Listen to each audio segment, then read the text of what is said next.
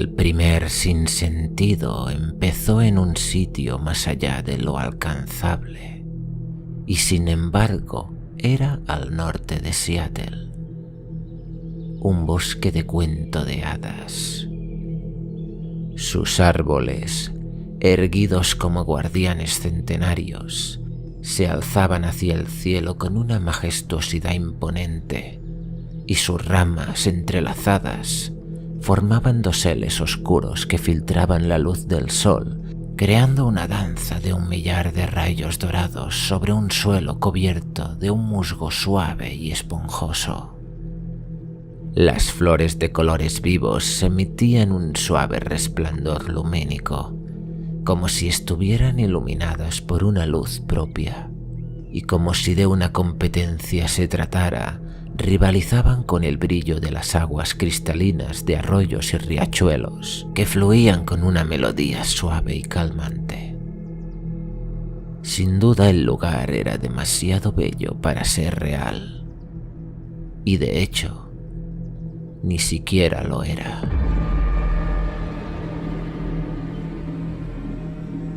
Una idílica carretera perfectamente asfaltada conducía hasta una zona de barbacoas en un claro dentro del bosque. Allí, la armonía natural del lugar se veía alterada por el sonido de una radio, y aún así, la canción de alguna forma absurda se fundía con el ambiente, como si fuera un ruido más de ese bosque imposible. Dos parejas compartían risas y conversaciones mientras se dedicaban a preparar su almuerzo.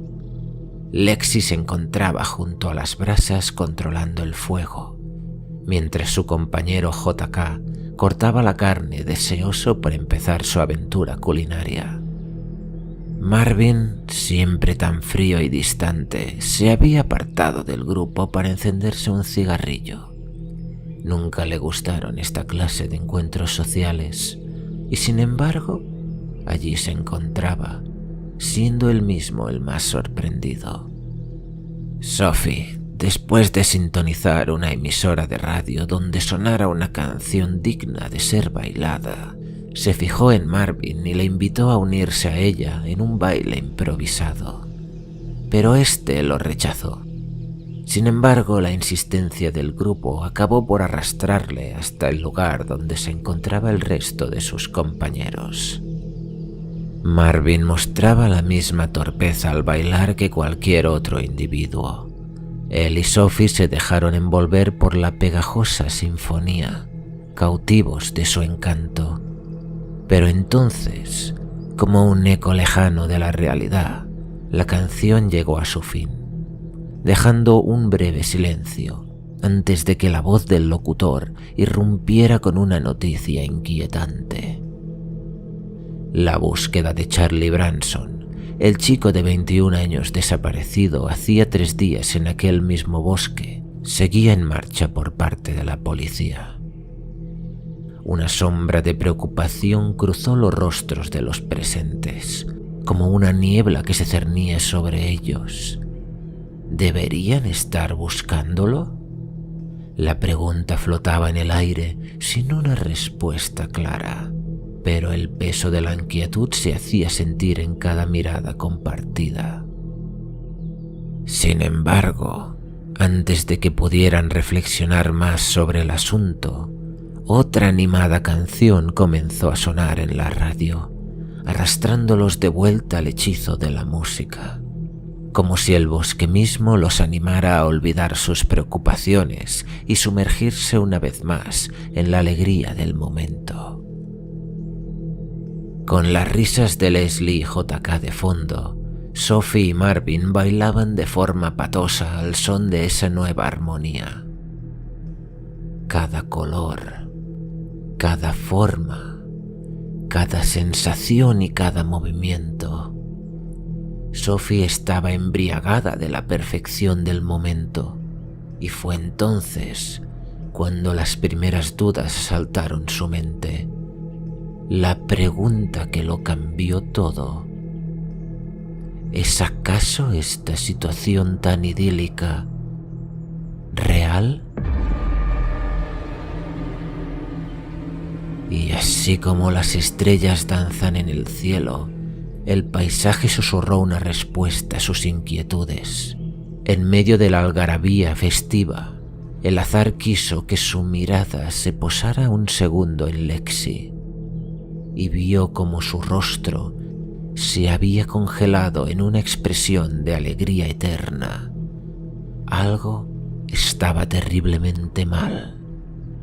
Su compañera se había transformado en una estatua, una obra de arte macabra, como esculpida en restos metálicos y desechos reciclados. Las láminas de metal retorcido ocupaban lo que antes era su piel, formando un mosaico grotesco de metales que relucían a la luz de las brasas cercanas. Cada detalle, desde los tornillos oxidados hasta los trozos de aluminio pulido, contribuía a la terrible belleza de su nueva forma. Un arte tan profesional como macabro por la naturaleza de su aparición. Sophie, sorprendida y asustada, detuvo su baile y señaló la anomalía a sus compañeros. ¿Qué es eso? ¿Y dónde está Lexi? Sus amigos la miraron como si no entendieran a qué se refería. JK dirigió su vista hacia la estatua. La tenía a apenas 2 metros de distancia y con una sinceridad que puso la piel de gallina a Sophie, dijo: ¿Está aquí mismo? ¿Que no la ves? Por la mente de Sophie pasó la idea más lógica. Le estaban gastando una broma. Asustada, se giró para hablar con Marvin. Él, adusto y reservado como era, de bien seguro no sería cómplice de esa burla. Pero el horror solo se hizo más real. Ante ella, en un gélido estupor, Marvin parecía haberse transfigurado en una estatua de metal inmóvil, igual que Lexi, como si un artista de escasa destreza hubiera empleado exclusivamente materiales provenientes de un desguace para su creación.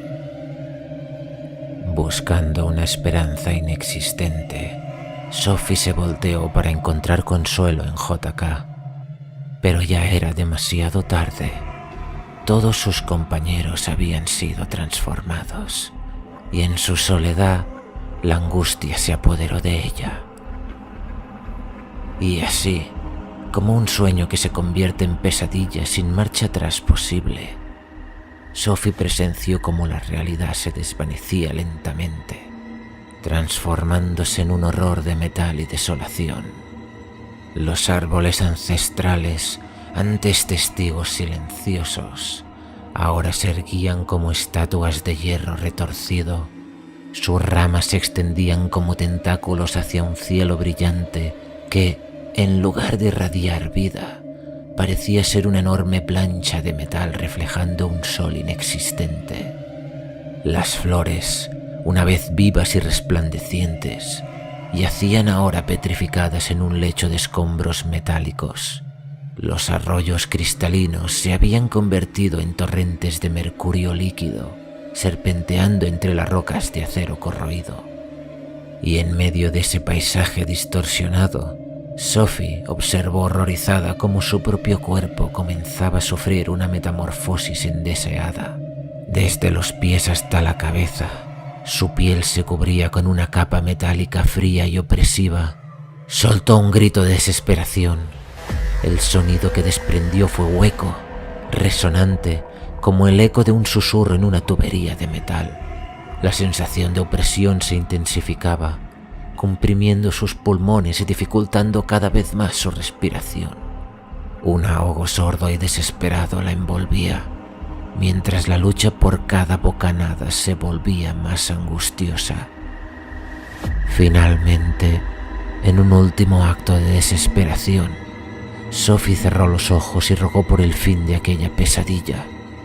Y así, como un esclavo cuyos grilletes son aflojados, parece que sus súplicas fueron escuchadas.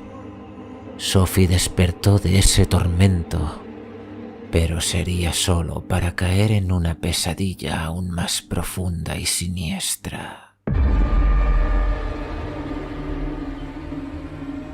continuará.